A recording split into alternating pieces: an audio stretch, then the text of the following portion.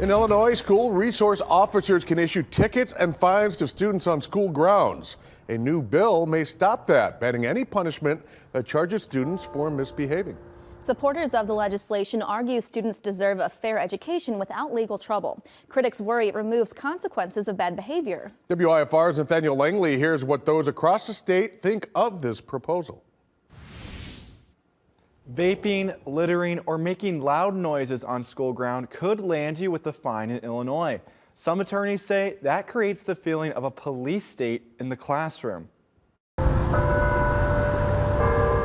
Those with the National Center for Youth Law declare it's time. Illinois must stop punishing students with tickets and fines for misbehaving. We're pushing students into a legal system that's really designed for adults.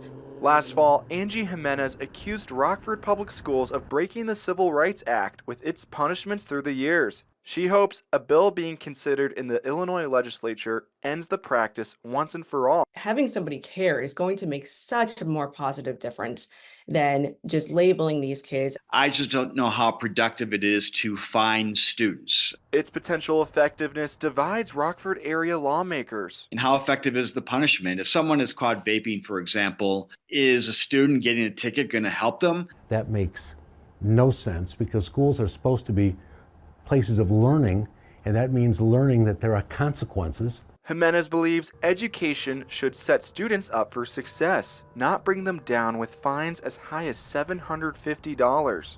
They might be saddled with this debt because they can go to collections. If they're found liable, they can't get it expunged. But as the legislature debates the bill, the attorney says there is common ground. We're all on the same page that we're all here for the students.